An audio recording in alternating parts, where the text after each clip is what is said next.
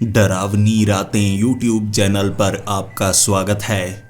भूत प्रेत पिशाच और शैतानों की रोमांचक कहानियाँ आपको इस चैनल पर सुनने को मिलती हैं। अगर आपको ऐसी ही वीडियोस देखना पसंद है तो हमारे इस चैनल को सब्सक्राइब करना ना भूलें। तो हेडफोन लगा लें, कमरे की लाइट्स ऑफ कर लें, क्योंकि ये वक्त हो रहा है डरने का।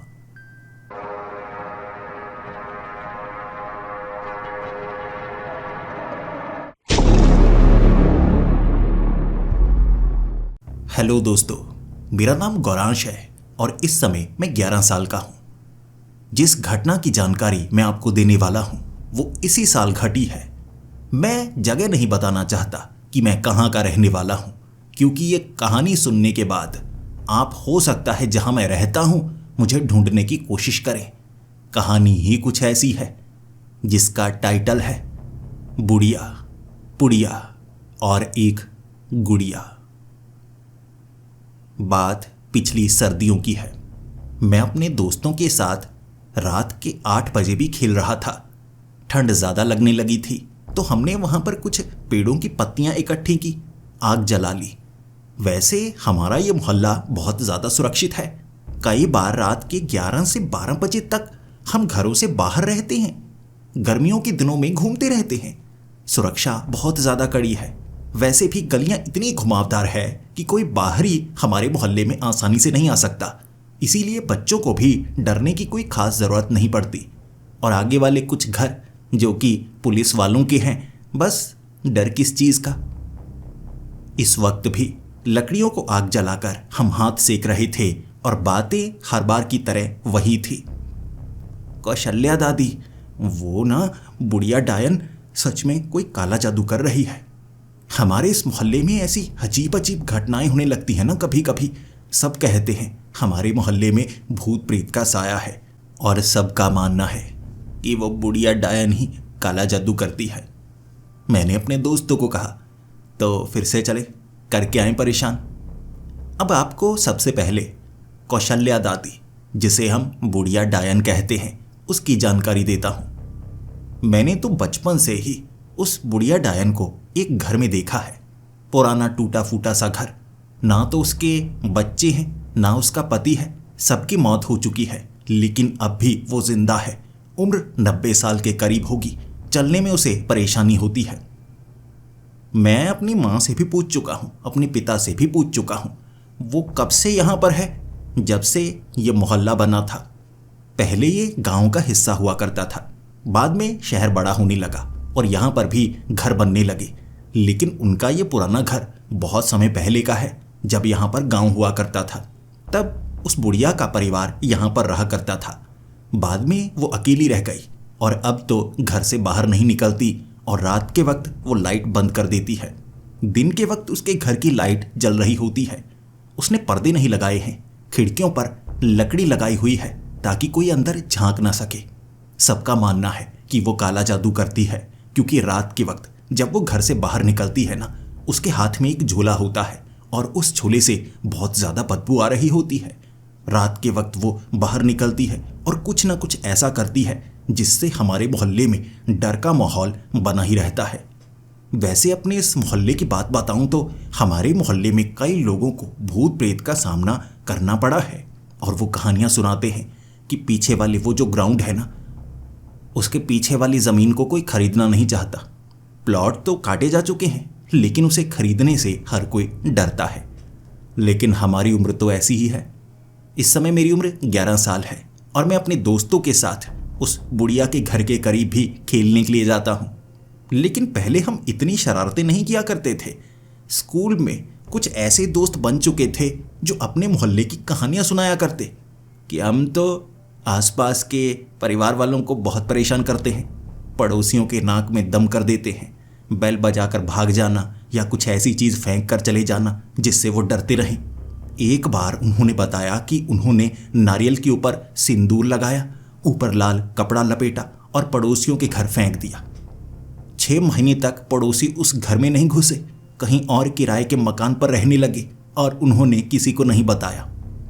ये बात सुनने के बाद मैंने अपने दोस्तों को कहा था, बुढ़िया डायन को भी डराएं तो हमेशा के लिए उसे मोहल्ला छोड़ने पर मजबूर कर दे। मेरे दोस्त कह रहे थे, नहीं, किसी के साथ ऐसी शरारत नहीं करनी चाहिए, इसे बुरे कर्मों में गिना जाता है। तो मैंने कहा, हम तो बच्चे हैं ना, बच्चे ना तो अच्छे कर्म करते हैं ना बुरे कर्म करते हैं, और भगवान बच्चों को माफ़ कर देते हैं, चलो। लेकिन मेरे दोस्त मानने को तैयार नहीं, वो तो भाग निकले। ठंड काफ़ी ज़्यादा थी, लेकिन हाथ सेकने के कारण अब गर्मी आ चुकी थी। वैसे भी थोड़ी थोड़ी धुंध थी, तो मुझे एक पुराना नारियल मिला। मैंने उस पुराने नारियल के ऊपर घर से लाकर सिंदूर लगा दिया, और एक फटा पुराना लाल कपड़ा भी मुझे मिल चुका था। फिर क्या, वो पुराने घर की तरफ मैं बढ़ने लगा। मैं अकेला था, और उस घर की तरफ अकेले मैं कभी नहीं गया था। मुझे डर था कि वो बुढ़िया डायन मुझे पकड़कर मार तो नहीं डालेगी। उसके बारे में कहा जाता है कि उसके घर के ऊपर कभी कोई पंछी बैठा हुआ नजर नहीं आता। बिल्ली, कुत्ते भी उसके घर से दूर रहना पसंद करते हैं। उसके घर में कोई तो काला जादू है जो वो जानवरों को, पंछियों को करीब फटकने नहीं देता। मेरी टांगें कांपने लगी थी। धीरे धीरे चलता हुआ मैंने चप्पल उतार दी थी ताकि ज्यादा आवाज ना आए।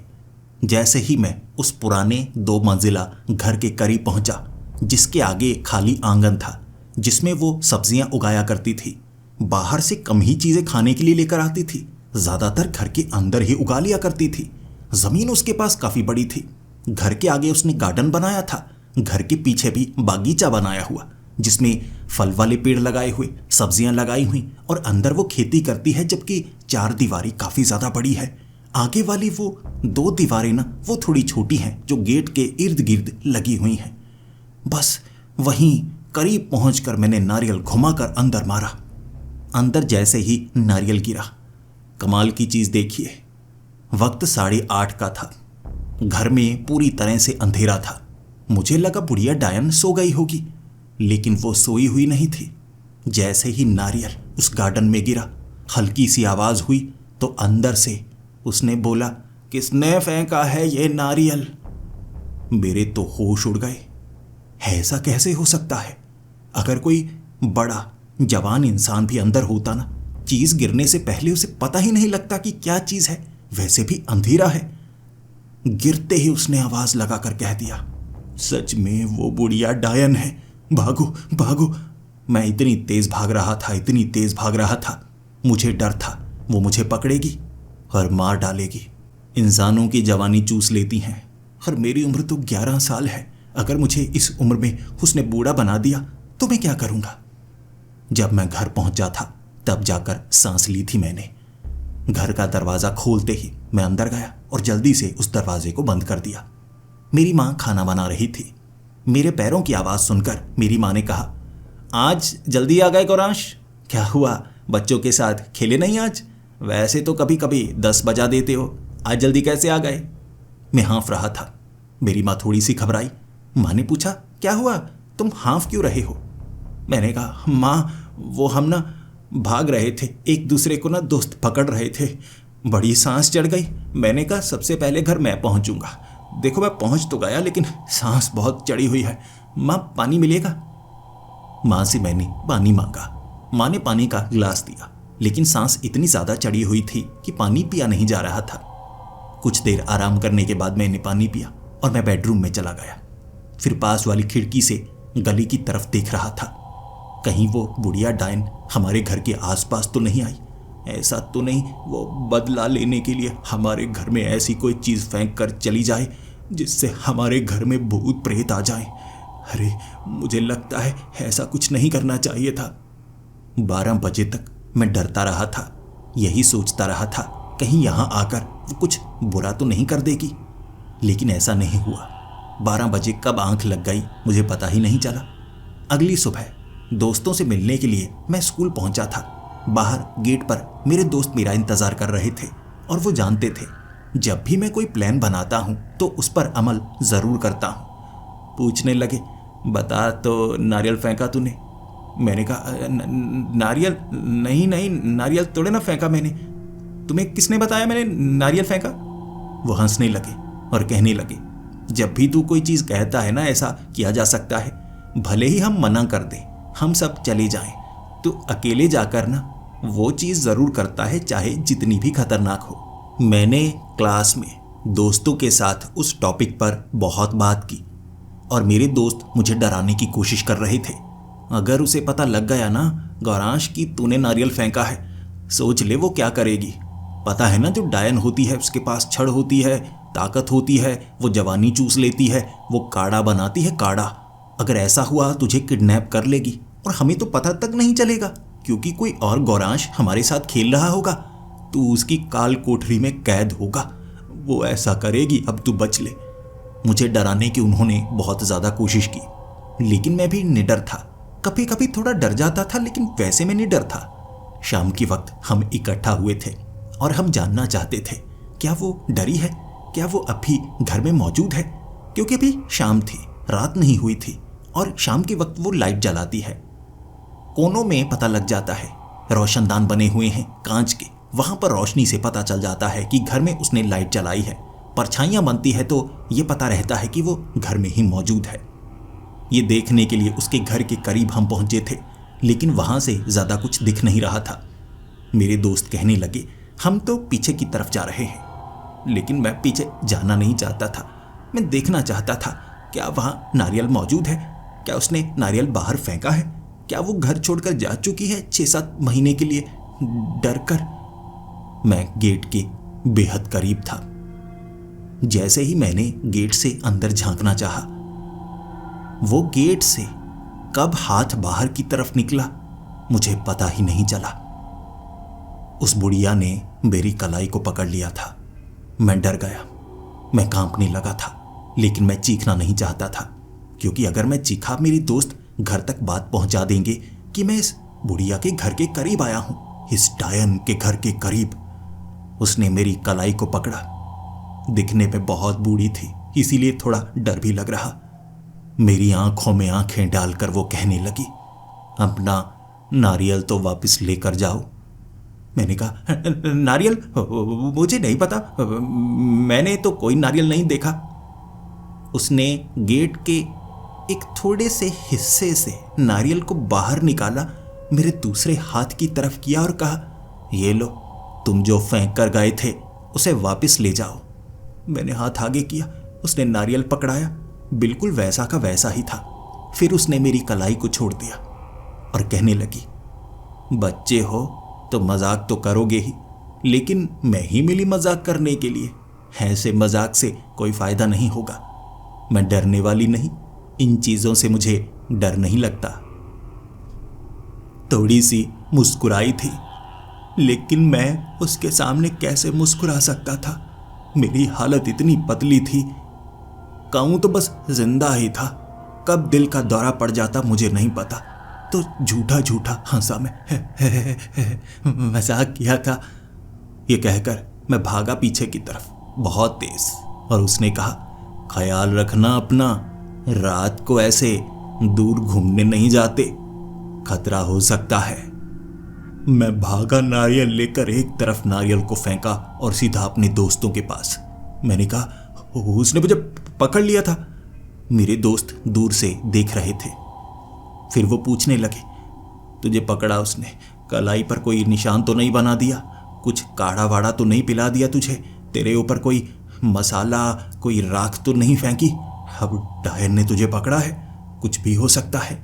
तू अपनी माँ को बता दे, ऐसा कर, बस पुलिस में कंप्लेंट कर दे। मैंने कहा, पुलिस में कंप्लेंट किस चीज़ की? कलाई पकड़ी थी उसने, और वैसे भी उसके घर के करीब तो मैं गया था ना। नारियल भी मैंने फेंका तो इल्ज़ाम मुझ पर आएगा, डांट मुझे पड़ेगी। तुम मुझे फंसाना चाहते हो ना? फिर मेरे दोस्त हंसते हंसते वहां से जा चुके थे। शाम का वक्त था, लेकिन मैं इतना डरा हुआ था कि खेलने का मन नहीं कर रहा। मैं सोच रहा था वो मेरे ऊपर कुछ ना कुछ तो कर चुकी है, अब मेरे साथ कुछ बुरा होगा। लेकिन बुरा होने से पहले अगर मैं उसके खिलाफ कोई सबूत इकट्ठा कर लूं, उसे रंगे हाथों पकड़ूं काला जादू करते हुए, फिर तो मैं ये कह सकता हूं कि मैंने नारियल इसलिए फेंका था क्योंकि मैंने उसे काला जादू करते हुए देख लिया था, ये नारियल उसका था, ऐसे झूठ बोल दूंगा। आज रात माँ को कहूंगा मैं थोड़ा देर से आऊंगा, आज बैडमिंटन खेलना है आगे वाली ग्राउंड में। लगभग 11 से 12 बजे रात के वक्त वो बाहर निकलती हुई नजर आती है ना, देखूंगा धुंध में किस तरफ जाती है। रात के 12 बज चुके थे और मैं उस डायन के घर के बिल्कुल सामने वाले घर की दीवार के पीछे छिपा हुआ था। देखना चाहता था रात के वक्त सच में क्या वो घर से बाहर निकलती है या बस ये अफवाह ही है। कोई उसका पीछा करने की हिम्मत तो करता नहीं, किसी को वो बता नहीं सकते। अब पुलिस वाले इन बातों पर यकीन नहीं करते, लेकिन मुझे पता लगाना होगा। 12 बजे पूरे घर की लाइट जली थी। गेट खोलकर वो बाहर निकली। कुबड़ निकला हुआ था, हाथ में लाठी थी, चला उससे जा नहीं रहा, लेकिन फिर भी रात के 12 बजे कहां जा रही होगी? कोई इंसान आधी रात को कहां जाएगा? दिन के वक्त मान सकते हैं, कोई ना कोई सामान लेना होगा, लेकिन रात के वक्त तो वही लोग बाहर निकलते हैं जिनके इरादे अच्छे नहीं होते। बुढ़िया धीरे धीरे आगे की तरफ बढ़ती जा रही थी। मैं उसका पीछा करने लगा, लेकिन उसे जरा भी शक होने देना नहीं चाहता था। तब मैंने देखा हमारे मोहल्ले के बिल्कुल बाहर वाली वो छोटी गली, वहां वो पहुंची और एक पेड़ के ऊपर टहनी पर उसने एक पुड़िया को टांगा। फिर धीरे धीरे चलती हुई वो वापस आई, अपने घर के अंदर चली गई। मैं सोच में पड़ा हुआ, ये काला जादू करके गई है, पुड़िया टांग कर गई है। मैं दोबारा उस पेड़ के पास गया और मैंने टहनी पर टंगी हुई उस पुड़िया को देखा, लेकिन उसे छूने की हिम्मत तक नहीं थी। दिन के वक्त दोस्तों को दिखाऊंगा, स्कूल तो यहीं से निकलेंगे ना हम। यकीनन उसने स्कूल जाने वाले रास्ते के पेड़ पर कुछ किया है। वो हमारे साथ कुछ बुरा करना चाहती है, लेकिन ये तो सिर्फ मैंने देखा, कोई मानेगा नहीं कि ये उसने किया है। फिर अगले दिन दोस्तों के साथ जब मैं उसी गली से निकल रहा, मैंने पहले ही कह दिया था उन्हें कि देखो पेड़ के ऊपर पुड़िया नजर आएगी, ये उस डायन ने टांगी है। लेकिन वहां पर कोई पुड़िया मौजूद नहीं थी। अब मेरे पास कोई सबूत भी नहीं कि मैं उसके खिलाफ कुछ गलत बोल पाता। मेरे दोस्तों ने कहा जैसे तूने उसके साथ प्रैंक किया है, तेरे साथ प्रैंक कर गई वो। मुझे भी लगा ऐसा ही है, लेकिन वो कुछ बुरा भी कर सकती है।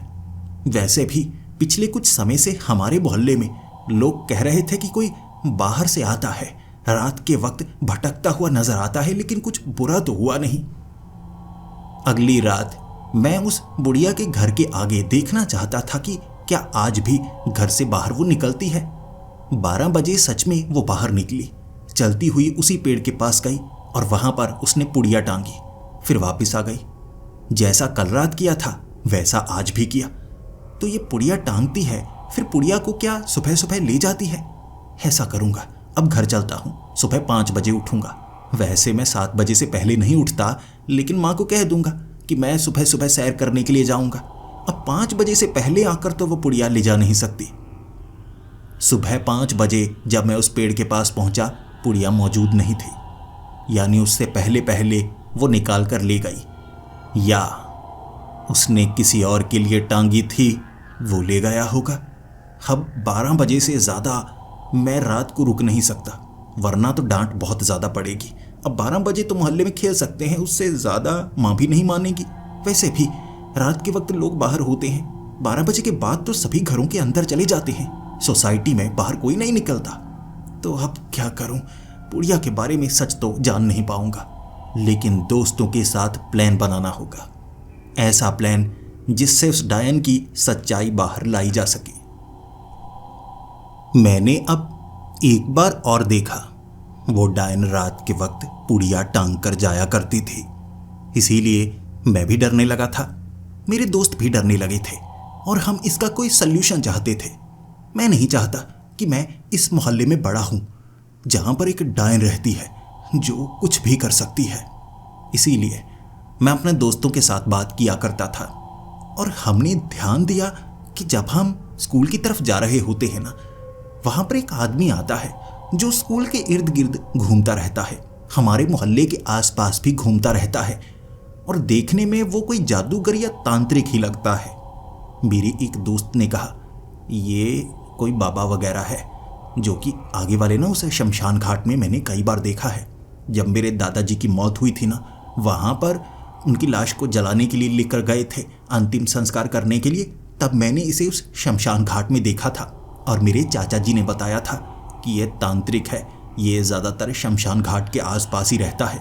ये तांत्रिक ना भूत प्रेत या मरे हुए लोगों की प्रेत आत्माओं के साथ कुछ ना कुछ करते हैं।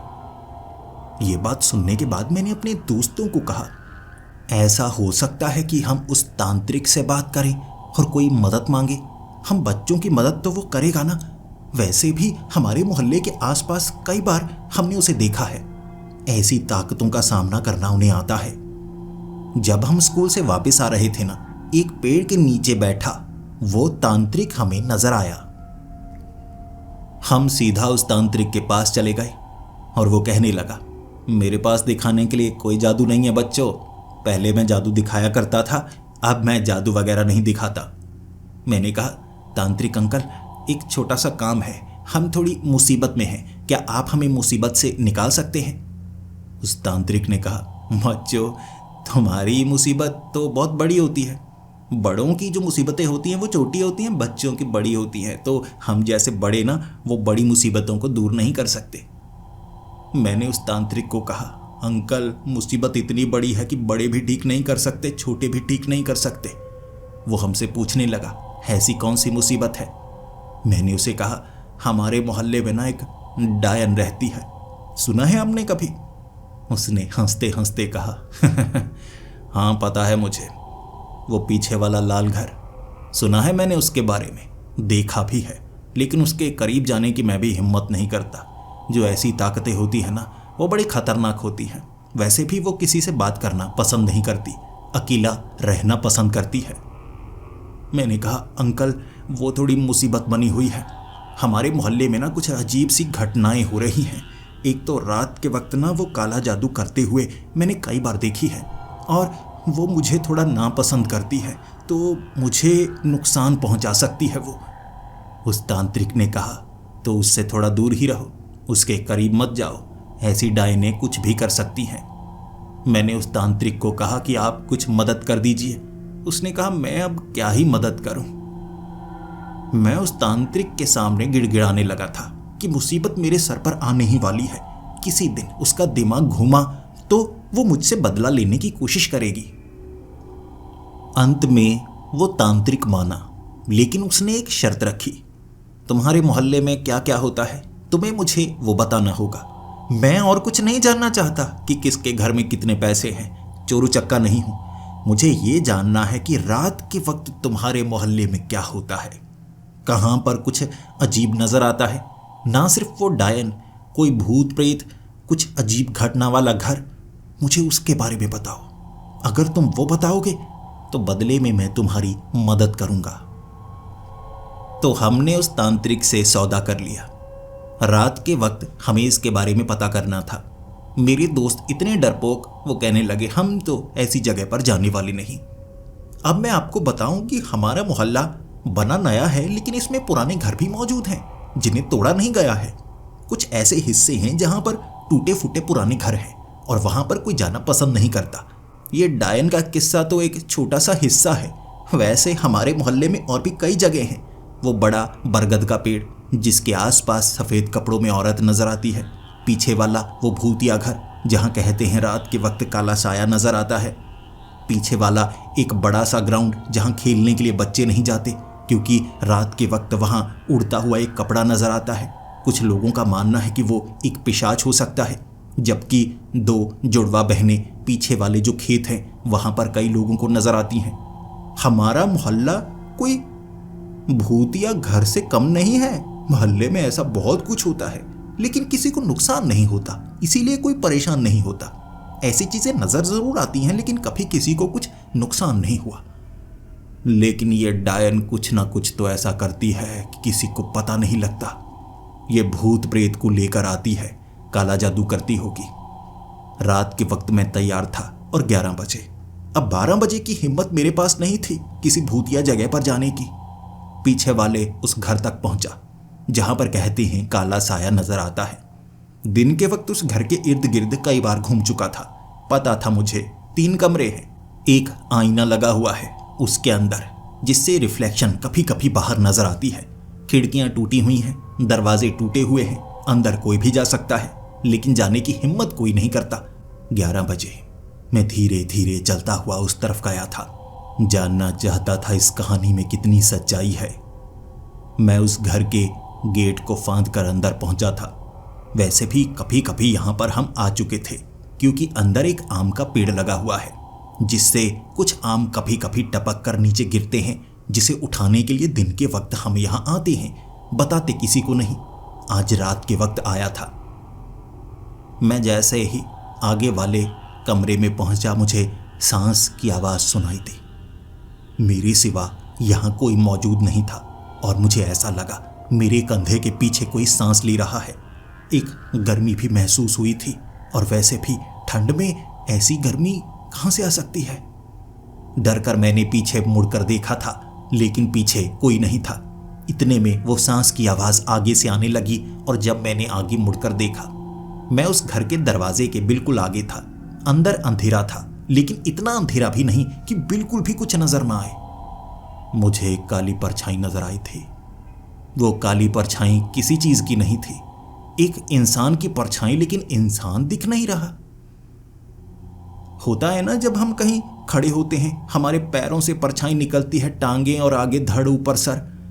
वो टांगें धड़ सर नजर आ रहा, लेकिन वो परछाई किसकी है? इंसान तो है नहीं वहां पर कोई। डर कर मैं भागा, बहुत तेजी से भागा था, और दीवार फांद कर दोबारा मैं घर के अंदर गया। कानों को हाथ लगा लिया। हे भगवान, बाहर से ही देखना चाहिए था। अब वो काला साया मेरा पीछा ना करने लगे। ये मेरी जिंदगी की एक बड़ी गलती थी। भले ही उस डायन के साथ किया वो मजाक मुझे ज्यादा नुकसानदायक महसूस नहीं हुआ, लेकिन उस काले साये ने उस रात मुझे बहुत डराया था। रात के वक्त मुझे वो काला साया मेरे कमरे में नजर आया। दीवार पर वो काला साया जब नजर आया, मैं चीख पड़ा था। जब मैं अपनी मां के कमरे में पहुंचा, मेरे पिता मुझे देख रहे कि मैं चिल्ला क्यों रहा हूं। मैं मां को गले से लगा चुका था। फिर मैंने पूरी बात बताई, सिर्फ कमरे वाली, बाकी नहीं। उससे तो मुझे डांट पड़ती ना। मैंने कहा मेरे कमरे में काला साया है। मेरी माँ मेरे पिता मेरे कमरे में आए थे, उन्हें कोई काला साया नजर नहीं आया, और उन्होंने कहा मैंने सपना देखा होगा, लेकिन ये कोई सपना नहीं था। उन्होंने मुझे मेरे कमरे में लिटाया, मेरे सर की थोड़ी मालिश की, फिर कहा डरो मत, कुछ नहीं होगा। फिर वो दोबारा अपने कमरे में चले गए, और मुझे अलमारी के पीछे से झांकता वो काला साया नजर आया। मैं फिर से डर कर उनके कमरे में चला गया, और उन्होंने कहा तुम ऐसा करो, अब यहीं पर लेट जाओ, डरने की कोई बात नहीं है। फिर मैं महसूस करता रहा कि कुछ ना कुछ तो है। दरवाजे के आसपास परछाई सी नजर आ रही है। क्योंकि मैं ध्यान दे रहा था तो मुझे वो नजर आ रही। दरवाजा बंद था, बस नीचे से कुछ हिलता हुआ, लेकिन मेरे माँ बाप इस पर यकीन नहीं कर रहे थे। अगली सुबह मैं डरा हुआ, मैं किसी को बताना चाहता था।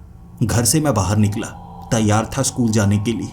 मुझे लगा उस तांत्रिक को बताना होगा कि तुम्हारे कारण ये किया। अब मुझे लगता है कुछ गड़बड़ होने वाली है। मैं घर से थोड़ा आगे निकला था, मैंने अपने घर के आगे वाले पेड़ पर लटकी हुई वो पुड़िया देखी। दिमाग घूम गया मेरा। मैं सोचने लगा, अच्छा तो वो डायन पुड़िया लटका कर गई है, और जहां पर वो पुड़िया लटका कर जाती है वहां कुछ ना कुछ बुरा होता है। तो वो काला साया उसने छोड़ा होगा। उसने अब घर पर पुड़िया टांग दी है, कुछ ना कुछ बुरा जरूर होगा। अब इस पुड़िया का क्या करूं? मुझे लगा उस पुड़िया को उतार दूं, लेकिन उसे छूंगा तो ज्यादा नुकसान हो सकता है। ये सोचकर मैंने उस पुड़िया के साथ कुछ नहीं किया। स्कूल में दोस्तों को बताया। वापिस आते वक्त उस तांत्रिक को कहा उस घर में काला साया था जो मेरे घर तक पहुंच गया। बस उसे इतनी जानकारी चाहिए थी, और कोई काम की बात नहीं की उसने। चला गया हंसता हुआ। फिर हमारे मोहल्ले में शाम के वक्त मुझे वो नजर आया था, लेकिन उससे पहले ये हुआ जब मैं घर पहुंचा था ना स्कूल से वापस। उस पेड़ के ऊपर वो पुड़िया लटकी हुई नहीं थी, जैसे कोई वो पुड़िया को उतार कर ले गया हो। रात के वक्त टांगा और दिन के वक्त उतार कर ले गया। मैंने माँ से पूछा क्या वो डायन आसपास घूम रही थी? माँ ने कहा, नहीं, मैं तो बाहर ही थी। बाहर तो कोई डायन नजर नहीं आई। वो कौशल्या दादी के बारे में कह रहे हो? वो है पागल, मुझे भी लगता है जादू वादू करती तो है, लेकिन हमारे मोहल्ले में ऐसा कुछ हुआ भी नहीं जिसके बारे में कहें कि कुछ बुरा हुआ हो। ठीक ही है, कभी कभी कुछ नजर आ जाता है, भ्रम भी कह सकते हैं। जो नहीं यकीन करते वो ऐसा ही कहते हैं, लेकिन ज़्यादा उसके बारे में नहीं सोचते। जो नकारात्मक सोचते हैं उनके साथ नकारात्मक होता है। मैं माँ को क्या बताता पुड़िया के बारे में, कि मैं रात के 12 बजे उस डायन का पीछा करता हूँ पुड़िया देखने के लिए। वो तांत्रिक शाम के वक्त हमारे मोहल्ले में घूम रहा था। मैंने उससे पूछा, अंकल अंकल वो है मेरा घर, वो। उसने कहा, तुम घर जाना चाहते हो तो जाओ, तुमने उस मकान के बारे में बताया है, मैं बस वहाँ देखकर आना चाहता हूँ। देखता हूँ कौन सा काला साया है और मेरे किस काम आ सकता है। वो उस घर के आसपास घूमा और उसके बाद कब चला गया पता नहीं चला, लेकिन उस रात मैं कुछ और करना नहीं चाहता था। डरा हुआ, काला साया मुझे नुकसान पहुंचाएगा। लेकिन उस रात वो काला साया नजर आया ही नहीं। 12 बजे तक मैं डरता रहा अपने कमरे में। मैं माँ बाप के साथ सोना चाहता था, उन्होंने कहा कुछ नहीं होगा, और सच में कुछ नहीं हुआ। वो काला साया दोबारा नजर नहीं आया। अगले दिन मैंने दोस्तों को बताया कि शायद वो काला साया मुझे डराकर उस मकान में वापस चला गया होगा। स्कूल से फिर से वापस आते समय रास्ते में वो तांत्रिक खुद मुझसे बात करना चाहता था। मुझे रोककर उसने कहा, तूने मुझे पागल बनाया, उस घर में तो कुछ नहीं था। मैंने कहा, मैंने वहां पर काला साया देखा, वो तो मेरा पीछा कर रहा था, मेरे घर में मुझे परेशान किया, मैंने बताया तो, कल तुम सुनना नहीं चाहते थे। उसने कहा, काला साया होता, किसी की प्रेतात्मा होती या कुछ भी होता तो मुझे महसूस होता, वहां पर कुछ नहीं था और मुझे वो काला साया चाहिए था। मैंने कहा, हमारे मोहल्ले में तो ऐसी चीज़ें भरी पड़ी हैं, काला साया क्या, और भी बहुत कुछ है, लेकिन मैं दोबारा वहां पर नहीं जाने वाला। तुम्हें नहीं पता, मेरा उस काले साये ने पीछा किया था, लेकिन उसके बाद दोबारा मुझे परेशान नहीं किया। फिर वो तांत्रिक कहने लगा, ऐसा अपने आप कैसे हुआ? मैंने तो कुछ नहीं किया, तुमने किया होगा, घर में तुम पूजा पाठ करते होगे। मैंने कहा, माँ करती रहती है, हनुमान चालीसा का पाठ भी मैं करता रहता हूँ। उसने कहा, हाँ हाँ, इससे फर्क बड़ा हो सकता है, लेकिन अब तुम मेरे किसी काम के नहीं। मैंने कहा, बात तो घूम फिर कर वहीं आ गई ना, मैंने आपकी मदद की, आपके लिए इतना खतरा मोल लिया। मैं चाहता हूँ कि वो डायन से मेरा पीछा छूटे, क्योंकि जब मैं उसके घर के करीब से निकलता हूँ ना, वो मुस्कुरा रही होती है, कभी कभी जब बाहर होती है तो। वैसे वो बाहर नहीं निकलती, लेकिन जब मैं अकेला होता हूँ वो गेट के पास मुस्कुरा रही होती है और मुझे लगता है वो मेरे साथ कुछ बुरा कर देगी। जैसा मेरे दोस्त कहते हैं कि वो बिल्कुल मेरे जैसा दिखने वाला एक बच्चा ले आएगी, मेरे घर में छोड़ देगी, मुझे अगवा करेगी और मार डालेगी। उस तांत्रिक ने कहा, ऐसा वैसे डायनें करती हैं, हो सकता है वो ऐसा करे, लेकिन एक तरीका है, अगर तुम मेरा एक छोटा सा काम कर दो तो तुम्हारा फायदा हो सकता है। वो डायन तुम्हारे मोहल्ले में नहीं रहेगी, एक छोटी सी चीज है। मैंने कहा, बताओ। उसने अपने झोले से निकालकर मुझे एक गुड़िया दी, अजीब सी काले रंग की गुड़िया। वो मेरे हाथ में उस गुड़िया को पकड़ाना चाहता था और मैंने कहा, नहीं नहीं, मैं नहीं छूऊंगा, काले जादू वाली गुड़िया, इसे छूने पर मैं तुम्हारे वश में आ जाऊंगा और तुम जैसा कहोगे मैं वैसा करूंगा। पता है मुझे, इससे तुम हमारे घर पर काला जादू करोगे और तुम्हारे जैसे तांत्रिक ऐसा करते हैं। उसने कहा, भरोसा नहीं है तो किसी चीज से पकड़ लो, कोई लकड़ी का टुकड़ा लिफाफे में डाल लो। मेरे लिए एक काम करो, जो मोहल्ले में ऐसी जगह है जहां कोई आता जाता नहीं, सुनसान खाली भूतिया जगह हो तो ज्यादा अच्छा, इस गुड़िया को मिट्टी के ऊपर रख देना, बस इतना काम है। मैंने कहा, इससे तो तुम हमारे मोहल्ले पर कोई काला जादू कर दोगे, इससे अगर कुछ बुरा होने लगा।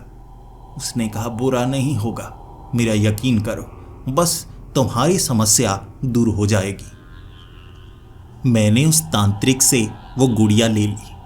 उसके बाद मेरे दोस्त मेरे करीब नहीं आ रहे, उन्हें लग रहा था कि मेरे ऊपर कोई काला जादू हो गया है। डायन अलग से काला जादू करना चाहती है, वो तांत्रिक अलग से काला जादू करना चाहता है। मेरा बचना संभव नहीं है, लेकिन मैं अब भी जिंदा था। रात को वो गुड़िया लेकर पीछे वाली उस खाली जगह पर गया था। वो पीछे वाला पुराना ग्राउंड जहां बहुत ज्यादा झाड़ियां हैं और कहते हैं रात के वक्त उड़ता हुआ काला कपड़ा नजर आता है जो कि एक पिशाच है। और वो पिशाच नुकसान तो नहीं पहुंचाता, लेकिन हवा में उड़ती हुई कोई चीज नजर आए तो डर कितना ज्यादा लगता है। वहां पर जाकर मैंने उस गुड़िया को एक पीपल के पेड़ के नीचे रखा था। उस पीपल के पेड़ के नीचे कई दांत पड़े हुए थे, छोटे छोटे जानवरों के दांत बिखरे पड़े, जिसे देखकर हाथ पैर फूलने लगे मेरे। लेकिन जब मैंने उस गुड़िया को वहां पर रखा था ना, अच्छे से टिका कर रखा था, जब मैंने कदम पीछे हटाए ना, वो गुड़िया अपने आप हिलकर नीचे गिर गई। मैंने उस गुड़िया को छुआ नहीं था और मैं उसे छूना भी नहीं चाहता था, लेकिन अपने आप वो गुड़िया नीचे गिरी तो मुझे लगा उसे ठीक करना चाहिए। लकड़ी ली मैंने, उसे छूने की कोशिश की। गुड़िया अपने आप उसी जगह पर पहुंच गई जहां पर गिरने से पहले थी। अपने आप ठीक हो गई। मैं भागा, मैं तो इतनी तेज भागा, मुझे लगा अब बहुत बड़ी गड़बड़ होने वाली है, मेरे साथ कुछ होगा। और पीछे से उड़ता हुआ काला कपड़ा मैंने देखा था। ये मेरा भ्रम भी हो सकता है क्योंकि हल्की हल्की हवा चल रही थी, धुंध छंट चुकी थी, लेकिन कुछ काला काला उड़ता हुआ तो मैंने देखा था। मैं भागकर मोहल्ले में आ चुका था। फिर 1 घंटा दोस्तों के साथ खेला। वो पूछते रहे कि गुड़िया कहाँ फेंकी तूने, कहाँ रखी है। मैंने कहा मैंने स्कूल के बाद फेंक दी थी, मैंने उसे कहीं नहीं रखा। उन्हें मुझ पर यकीन नहीं था और होना भी नहीं चाहिए, मैं ऐसी हरकतें करता जो हूं। रात के 10 बजे का वक्त था।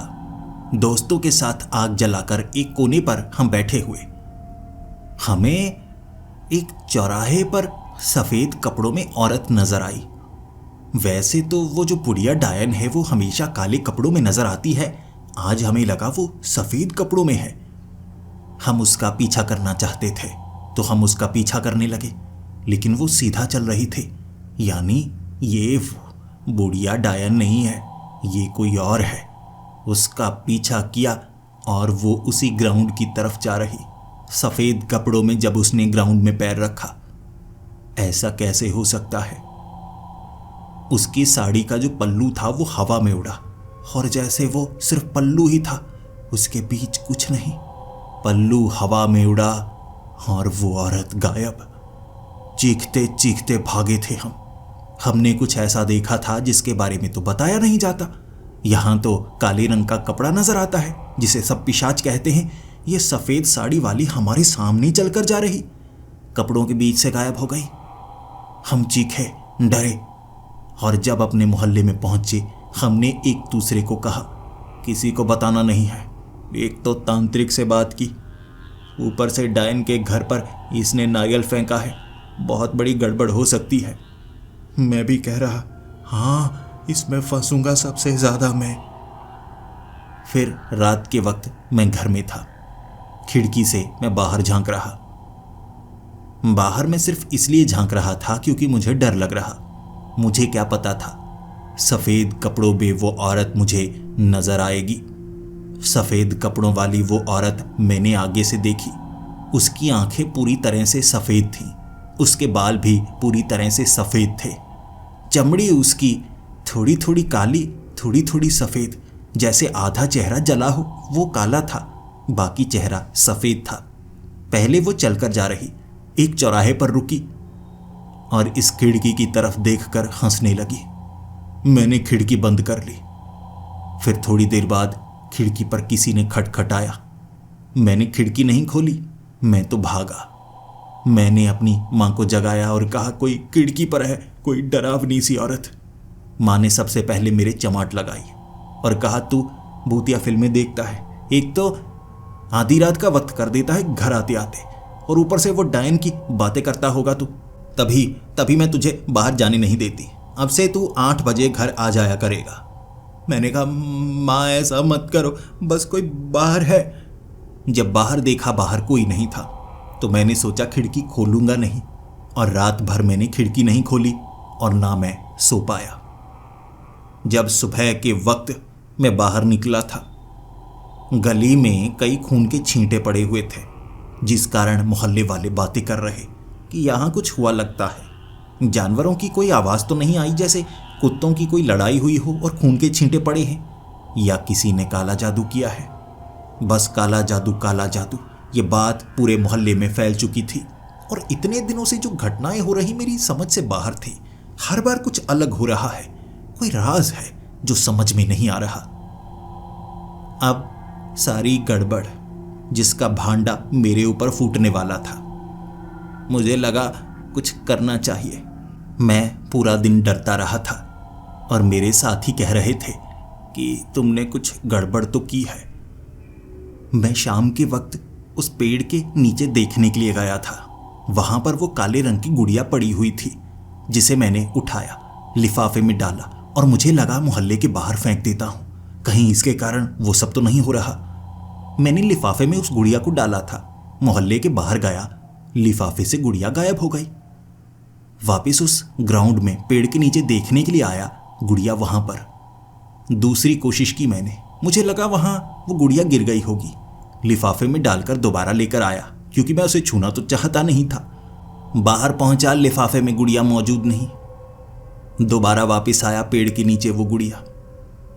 मुझे लग रहा था ये कोई जादू है, मैं गुड़िया को फेंक क्यों नहीं पा रहा। हो सकता है लिफाफा फटा हुआ हो। मैंने अब एक कागज में उस गुड़िया को रखा, लपेटा। जैसे ही मोहल्ले से बाहर पहुंचा, छिपते छिपाते, उस कागज के बीच गुड़िया मौजूद नहीं। वापस आया, पेड़ के नीचे गुड़िया। मुझे लग रहा था ये गुड़िया अपने आप यहां आ रही है। एक बार मैंने इसे यहां पर रख दिया, अब बड़ी गड़बड़ हो रही है। उसके बाद मैं सीधा घर आ गया था। उस रात तो कुछ नहीं हुआ, लेकिन सुबह सुबह फिर से लोगों के घरों के आगे खून के छींटे पड़े हुए थे और लोग डरने लगे कि ये नई घटनाएं क्यों होने लगी हैं। खून के छींटे दरवाजे के ऊपर क्यों पाए जाते हैं। खून से सने हाथ के निशान घर के आगे जमीन पर नजर आने लगे थे। अगले 3-4 दिनों में ऐसा होता गया और मैं तो रात को खेलने के लिए जाता ही नहीं। माँ ने डांटा था और मुझे लगा था माँ का गुस्सा कुछ दिनों में शांत हो जाएगा, उसके बाद मैं बाहर घूमने के लिए जा सकता हूं। कुछ दिन बाद मैं 10 बजे घर से बाहर था। फिर से चौराहे पर सफेद कपड़ों में वो औरत नजर आई थी। हम सब उसका पीछा करने लगे, लेकिन मेरे दोस्तों ने मुझे सबसे आगे किया हुआ था। सच में उस ग्राउंड के पास वो सफेद कपड़ों में औरत गायब हो गई। जिसके बाद हम वापस आ रहे थे, लेकिन मैं एक बार उस गुड़िया को देखना चाहता था, अपने दोस्तों को बिना बताए, और ये मेरी बहुत बड़ी गलती थी। मैंने उन्हें कहा मैं घर जा रहा हूं। पीछे वाली उस गली से घूमकर मैं उस ग्राउंड के पास पहुंचा। दूर से देखना चाहता था टॉर्च की रोशनी में, लेकिन वहां जमीन से निकली थी सफेद साड़ी वाली वो औरत। मुझे उसने पकड़ने की कोशिश की, लेकिन इतने में मैं भाग निकला। बस अब मुझे लगने लगा मैं बचने वाला नहीं। उसने मुझे पकड़ने की कोशिश की है, लेकिन अगले दिन मैं उस तांत्रिक को बताना चाहता था। वो तांत्रिक अब नजर आना बंद हो गया। वो स्कूल के बाहर किसी गली में नजर नहीं आया। दोस्त से पूछा कि किस शमशान घाट में होता है। शाम को हम वहां गए तो वो वहां पर नहीं मिला। मुझे लग रहा था बड़ी गड़बड़ चल रही है, अब मैं क्या करूं, तांत्रिक मदद करेगा नहीं। तो दोस्तों ने एक अच्छा तरीका सुझाया, माफ़ी मांग लो। उस डायन से माफ़ी मांग लो और पूरी गलती मान लो, उसके बाद हो सकता है वो तुम्हें माफ़ कर दे। मुझे भी ये तरीका सही लगा, लेकिन दिन के वक्त मैंने उस डायन के घर का दरवाज़ा खटखटाया, लेकिन वो बाहर नहीं आई। ऐसा हर बार हुआ करता था। दिन के वक्त वो बाहर नहीं निकलती थी, लेकिन घर की लाइट जल रही होती। एक बार तो गुस्से में आकर उसने आवाज़ लगाई थी, परेशान मत करो, कहा तो है मैं बाहर नहीं आने वाली। बस फिर मैंने दरवाज़ा दोबारा नहीं खटखटाया। लेकिन वो रात को बाहर आती थी तो रात को 9 बजे। मेरे दोस्त मेरे साथ आना नहीं चाहते थे। तरीका उनका था, लेकिन मानना मुझे पड़ा। मैंने उस घर का दरवाज़ा खटखटाया। वो बुढ़िया डायन घर से बाहर आई और मुझे देखकर मुस्कुराने लगी और फिर कहने लगी, अरे गौरांश। मैंने कहा आपको मेरा नाम कैसे पता? उसने कहा, मुझे तो सबका नाम पता है, अब मोहल्ले में रहती हूं, सबके बारे में जानना तो पड़ता है ना। आओ, घर के अंदर आओ। मैंने कहा, नहीं, देखिए मैं आपसे ना माफ़ी मांगने के लिए आया हूँ। वो नारियल मैंने ही फेंका था, मैं मानता हूँ। मैं सिर्फ डराना चाहता था, उसमें कुछ नहीं था। मुझे काला जादू वगैरह थोड़े ना आता है। उसने कहा, हाँ वो तो मुझे पता है। बस उस नारियल को जो आगे पड़ा हुआ था उसे उठाया, लाल कपड़ा वो पेड़ पर टंगा था उसे खींचा, सिंदूर तुम घर से लेकर आए होगे लगाकर फेंक दिया। इसमें कौन सा काला जादू, इसके बारे में तो मुझे पता है। मैंने कहा, बस फिर मुझे माफ़ कर दीजिए ना। उसने कहा, मैंने तो तुम्हें माफ़ कर दिया, मैंने तुम्हें कुछ कहा, कुछ बुरा भला बोला? मैंने कहा, देखिए कुछ हो रहा है, क्या आप मुझसे बदला तो नहीं ले रही? क्योंकि सफ़ेद साड़ी में एक औरत मुझे नज़र आती है, मुझे लगा आप मेरा पीछा करती हैं। माफ़ कीजिए, आपको सब। मैं बोलना चाहता था डायन, लेकिन डर रहा, लेकिन उसने वो लाइन को पूरा कर दिया। बोलो ना बुढ़िया डायन, सब मुझे यही कहते हैं ना। कौशल्या दादी तो कोई नहीं कहता, बुढ़िया डायन सब कहते हैं, क्योंकि मैं रात को निकलती हूँ और उस पेड़ पर पुड़िया भी टांगती हूँ ना। पीछा किया ना तुमने, देखा होगा मैं कैसे काला जादू करती हूँ। लेकिन डरो मत, मैं किसी का बुरा नहीं करती। मैंने कहा, नहीं नहीं। फिर वो हंसने लगी। अब सच बता दो, देखो माफ़ी मांगने आए हो, फिर से झूठ बोलने लगे। मैंने कहा, हाँ मैंने पीछा किया था, वो इसलिए मुझे लगा आप गुस्से में आकर मेरे साथ कुछ कर देंगी। उसने कहा, डरो मत, मैंने तुम्हें माफ़ किया, और वो जो सफ़ेद कपड़ों में नज़र आती है वो मैं नहीं हूँ, इस बात का वादा करती हूँ।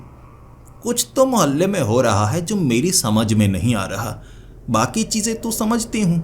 वो काला साया जिसके पास गए थे तुम, उसके बारे में और भी बहुत चीज़ों के बारे में जानती हूँ, लेकिन इसके बारे में कुछ समझ नहीं आ रहा। आओ, घर के अंदर आओ। मैंने ना में सर हिलाया। फिर उसने कहा, चलो बाहर रहना चाहते हो तो ठीक है।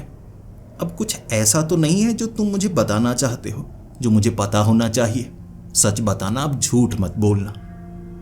मुझे लगा वो तांत्रिक वाली बात बता देनी चाहिए, तो मैंने बताई। देखिए, आपसे मुझे बहुत डर लगता है। उसने कहा, सब बच्चों को लगता है, अब बड़ों को भी लगता है, डायन कहते हैं ना। मैंने कहा, तो डर ज़्यादा लग रहा था कि मैंने गलती की है।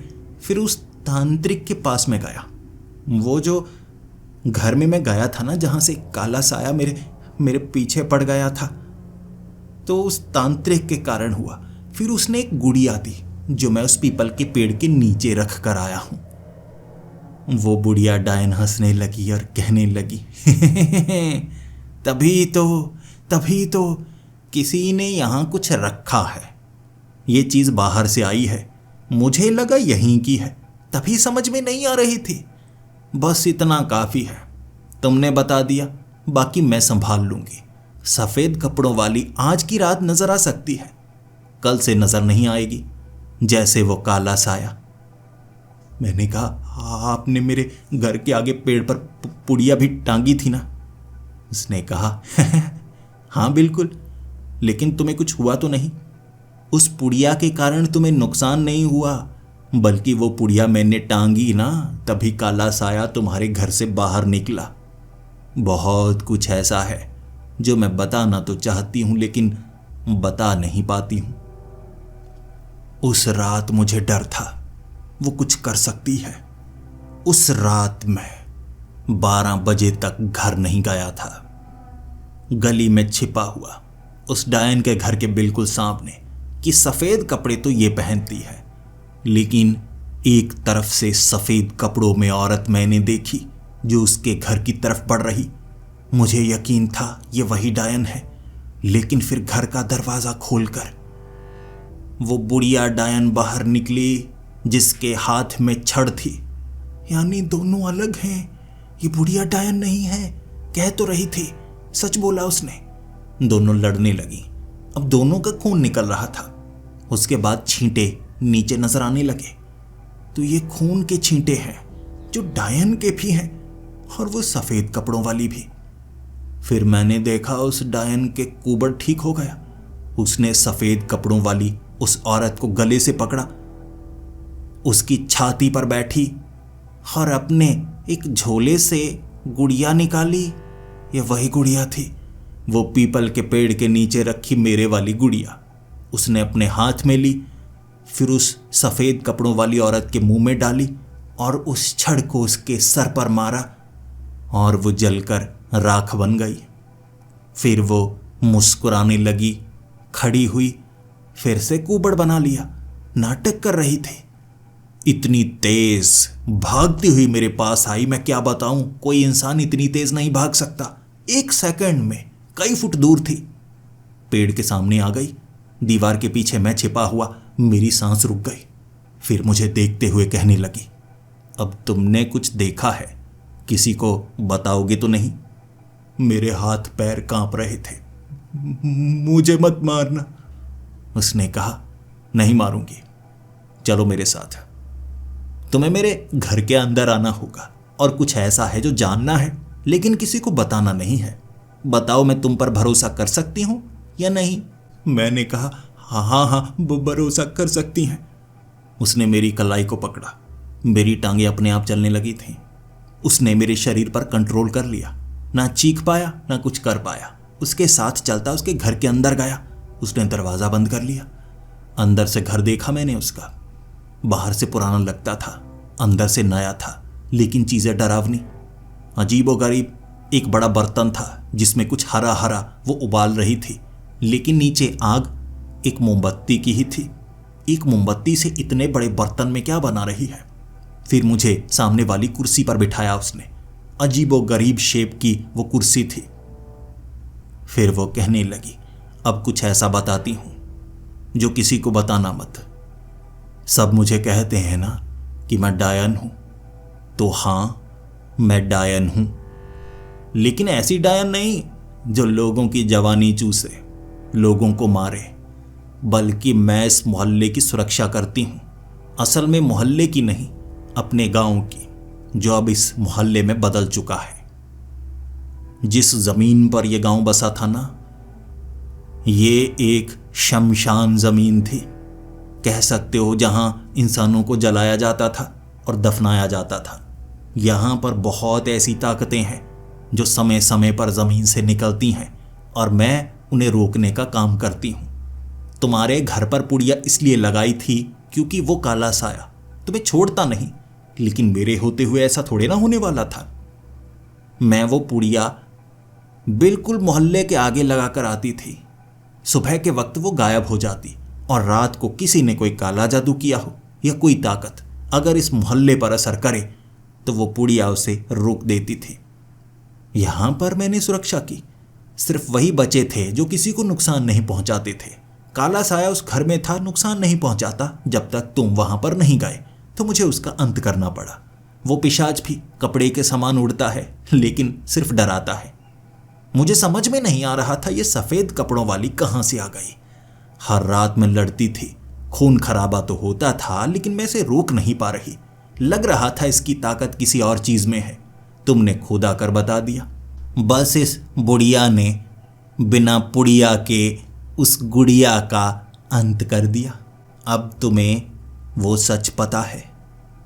मैंने कहा, तो आप मुझे मार डालेंगी? उसने कहा, नहीं, तुम्हारी बातों पर कौन यकीन करेगा। मैंने अपने मन की सच्चाई भी तुम्हें बता दी और तुम बच्चे हो, तुम पर कोई यकीन भी नहीं करेगा। अच्छी बात है ना। फिर उसने दरवाज़ा खोला और कहा, बहुत देर हो गई है, तुम जा सकते हो। बाकी डरने की बात नहीं है। रात के वक्त कोई ताकत अब परेशान करने वाली नहीं। उस तांत्रिक का इलाज भी मैंने कर दिया है। मैंने बाहर निकलते ही एक सवाल उससे पूछा था, क्या जब आपके साथ कुछ हो जाएगा, ये शमशान जमीन हमें नुकसान पहुंचाएगी, फिर क्या करेंगे? उसने कहा, पिछले 200 सालों से तो मुझे कुछ नहीं हुआ। तुम्हें क्या लगता है इतनी आसानी से मरने वाली हूं? कितनी उम्र है मेरी कोई नहीं जानता। ये जमीन हमारी है और मैं इस जमीन पर रहूंगी। हो सकता है ये बुढ़िया का रूप खत्म हो जाए, लेकिन ये डायन तो अलग रूप में भी आ सकती है, तुम्हारे बीच रहेगी, किसी को पता तक नहीं चलेगा। डरो मत, किसी को कुछ नहीं होने वाला। मैं डरा नहीं था और चलते चलते घर आया था। सच्चाई जान चुका था, लेकिन यह सच्चाई किसी को बताना नहीं चाहता था। एक ऐसा राज जो हमारे मोहल्ले से जुड़ा है, उसे राज ही बने रहना चाहिए। सच में उसने मुझे नुकसान पहुंचाया ही नहीं, तो मैं डरता क्यों? बुढ़िया का राज मुझे पता था, गुड़िया का राज मुझे पता था, और बुढ़िया का राज भी मुझे पता था। उसके बाद उस मोहल्ले में रात के वक्त भी खेलता, मैं डरता नहीं। कभी कभी अकेले मैं कौशल्या दादी के घर के पास से गुजरता और रात को वो गेट के पास मुस्कुरा रही होती और मैं उनको कहता, कुछ चाहिए तो नहीं आपको? सब डर रहे हैं, सबको लग रहा है आप मुझे पकड़ेंगी और खा जाएंगी। और उन्होंने कहा तो डराओ उन्हें कि मैंने तुम्हारे सामने रूप बदला है। गांव की सुरक्षा या कहूँ मोहल्ले की सुरक्षा होती रहेगी। तुम्हें सब पता है तो डरने की कोई ज़रूरत नहीं है। तो दोस्तों, आपको ये कहानी कैसी लगी प्लीज़ कमेंट्स में ज़रूर बताएं। मैं कभी भी अपनी कहानी के अंत में या शुरू में आपको कमेंट करने के लिए नहीं कहता, लेकिन इस वीडियो में कमेंट करने के लिए सिर्फ इसलिए कह रहा हूँ ताकि आपके विचार जान सकूं। आपको कैसी कहानियाँ सुनना पसंद है, ये कहानी आपको कैसी लगी? आप हॉरर कॉमेडी कहानी सुनना पसंद करते हैं? अगर करते हैं तो मैं महीने में कितनी हॉरर कॉमेडी स्टोरीज लेकर आया करूं, या कितनी सिर्फ हॉरर? आप विचार ज़रूर बताइए। मैं इस वीडियो की हर एक कमेंट को पढ़ूंगा ताकि मुझे आपके मन के बारे में पता लगे। तो मिलते हैं अगली वीडियो में, तब तक के लिए डरते रहें।